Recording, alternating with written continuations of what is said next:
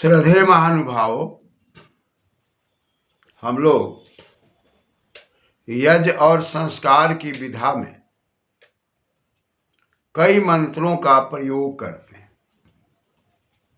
मंत्रों के प्रयोग के द्वारा आहुतियों को देना, जड़ी बूटियों के द्वारा ब्रह्मांड के अंदर वायु, जल, अग्नि में वातावरण को शुद्ध और पवित्र करना तो दिखाई पड़ता है, लेकिन मंत्रों के विनियोग से विचारों की शुद्धि होती है। अतः मंत्र का हम लोग प्रयोग करते हैं। साथ ही साथ मंत्रों के विनियोग से हम कई प्रकार की शक्तियों को प्राप्त करते हैं। इसलिए मंत्र के विनियोग से यदि हम यज्ञ करते हैं, नाना प्रकार की औषधियों से आहुतियां देते हैं, तो दूसरी तरफ हमें मंत्र में क्या कहा जा रहा है इसका भी बोध आवश्यक है। अतः विवाह संस्कार के अंदर भी इन मंत्रों का विनियोग किया जाता है। साथ ही साथ समान यज्ञ में भी इन मंत्रों का प्रयोग किया जाता है। श्रौत याग के अंदर भी इन मंत्रों का प्रयोग किया जाता है, लेकिन इन मंत्रों में जो शब्द हैं उनको समझ करके अपने जीवन को महानता की ओर हम ले जा सकते हैं। जैसा कि हम लोग पहले विचार किए थे, ओम भूर्भुवः स्वः अग्न आयुंसि पवसया सूर्यमिषं चनः आरिबाधस्व दुच्छुनां स्वाहा इदम् अग्नये इदन्ना मम इदम् अग्नये पवमानाय इदन्ना मम। कहीं हम कहते हैं कि अग्नि के लिए है, कहीं कहते हैं पवमान के लिए, यानी कि हम अपने जीवन को पवित्रता की ओर ले जाना चाहते हैं। हम अपने जीवन को पवित्रता की ओर ले जाने के लिए अग्नि के गुणों को धारण करना चाहते हैं। चाहे वो भौतिक अग्नि हो, चाहे माता पिता, आचार्य, बड़े बुजुर्ग, नाते रिश्तेदार जो भी हमें आगे ले जाते हैं, वो सारी शक्तियां हमारे जीवन में आ जाए। किस लिए? पवमान है, पवित्रता के लिए। इदं न मम, ये मेरा नहीं, अपने से बड़े बुजुर्गों का, अच्छे लोगों का गुण हमारे जीवन में आ जाए और मेरे जीवन के जो अवगुण हैं वो निकल जाए। यहाँ समर्पण की बात आ रही है ताकि हम अहंकार को हटा सकें। जब कोई व्यक्ति बल, विद्या, धन, ऐश्वर्य पा करके अहंकार में आ जाता है, तब उसका विकास अवरुद्ध हो जाता है। इसी क्रम में पुनः इन मंत्रों का प्रयोग संस्कारों में दिखाई पड़ता है। ओम भूर्भुवः स्वः अग्निर्षिः पवमानः पांचजन्यः पुरोहितः तमीमहे महागयं स्वाहा इदम् अग्नये पवमानाय इदन्ना मम। अग्नि के लिए उद्देश्य क्या है? पवमान के लिए, यानी कि हम पवित्रता की ओर जाना चाहते हैं। पुंग पवने, और पवमान शब्द बना हुआ है, मतु प्रत्यय लगकर चतुर्थी में पवमान आएगा। हम पवित्रता के लिए, अपने जीवन को पवित्र बनाने के लिए, वायु की पवित्रता से अपने जीवन को पवित्र बनाना चाहते हैं, जल की पवित्रता से अपने जीवन को पवित्र बनाना चाहते हैं। अतः नाना प्रकार की वस्तुएं जो संसार सागर में पवित्रता प्रदान करते हैं, उनसे हमारा जीवन पवित्र हो जाए। ऋषि, महर्षि, तपस्वी जो तपस्या करके अपने जीवन को पवित्र बनाए हैं, हम भी तप करके ऋषि महर्षियों के मार्ग पर चल के हम भी अपने जीवन को पवमान बना लें। और ये आहुतियां हम समर्पित होकर के देते हैं अग्नि के लिए, जहां छेदन भेदन की क्रियाएं हो रही। साथ ही साथ हम उस परम पिता परमात्मा के गुणों को भी याद करते हैं और कहते हैं कि वो परमात्मा ओम है, यानी कि वो हमारी आपकी रक्षा करता है। अवत्यो मन प्रति, वो हमें संसार में भेजता है और हम जब सही दिशा में चलते हैं, सही मार्ग में चलते हैं, सही कर्म में चलते हैं, तब वह हमें रक्षा करता है। वह विराट स्वरूप में हिरण्य गर्भमयी है, तेज पुंजमयी है, ज्योतिर्मयी है, और वह अग्नि है, वायु है। अग्नि में दाहकता है, अग्नि में पवित्रता है, वायु के अंदर सुगंध है। इन सारी चीज़ों को, सुगंध को फैलाने की शक्ति जो वायु में है, वाति वायु, इन सारी शक्तियों को धारण करने की शक्ति परम तत्व में है।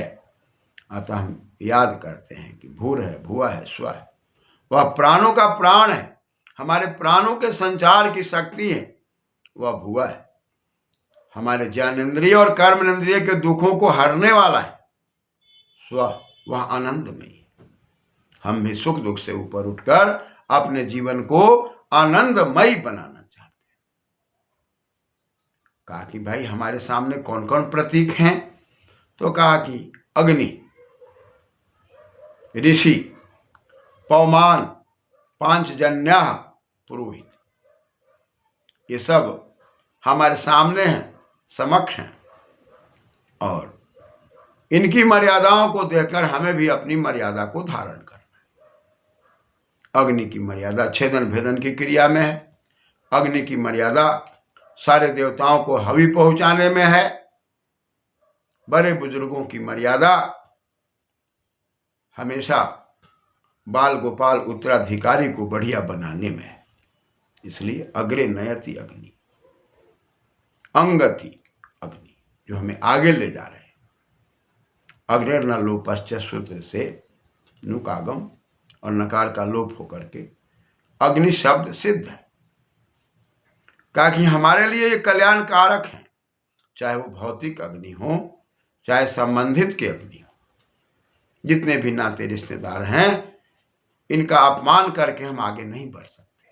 आज नाता रिश्ता बनाने में, विवाह शादियों में पराया दिखाई पड़ता है कि हम नाते रिश्ते तो जोड़ते हैं, लेकिन कहीं ना कहीं मान अपमान का हम ध्यान नहीं रख पाते।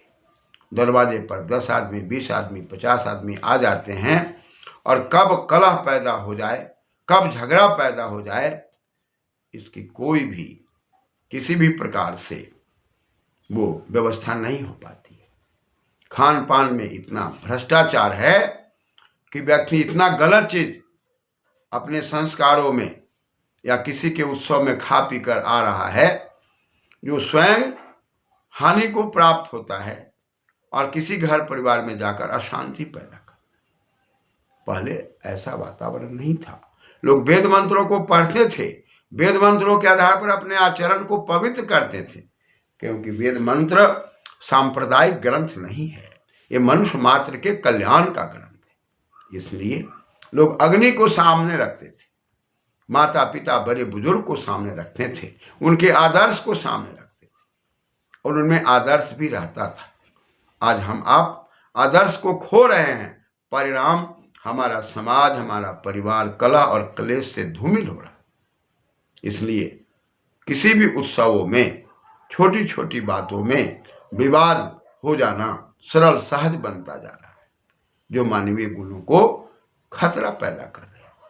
धन कमा लेना, अर्जन कर लेना और डिग्री ले लेना, ये प्रतिष्ठा नहीं है।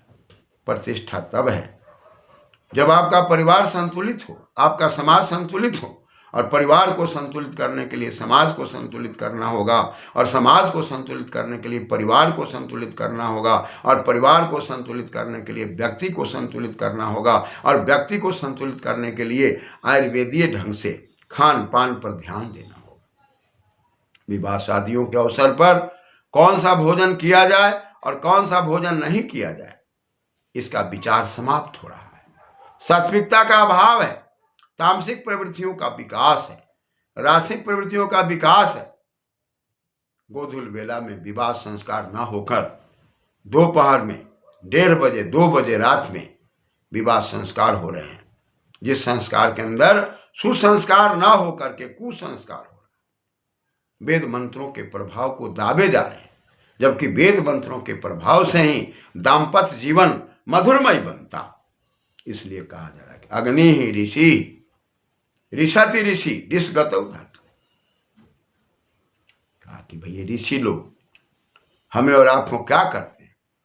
कल्याण करते हैं। मंत्र द्रष्टारा ऋषि, जो मंत्रों के भाव को समझते हैं, मंत्रों के अर्थ को समझते हैं और विचारों को बढ़िया बनाने का प्रयास करते हैं। हमेशा मंत्र अच्छे विचार को प्रकट करते हैं। मंत्र की शक्ति से मंत्रणा करके हम घर परिवार को सुरक्षित बनाते हैं। इसका अभाव होता जा रहा है। परिणाम, हम मंत्रों को नहीं समझ पा रहे।